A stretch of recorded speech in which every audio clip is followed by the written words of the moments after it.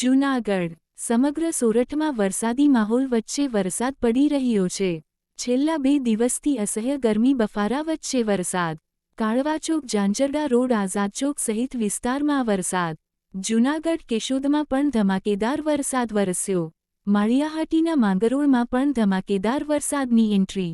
હવામાન વિભાગ આગાહી મુજબ વરસાદની શરૂઆત। ગળોદર આંબેચા અવાણિયા સહિતના ગામોમાં વરસાદ। ખેડૂતોને ખેતીના પાક મગફળીમાં વરસાદની હતી જરૂર।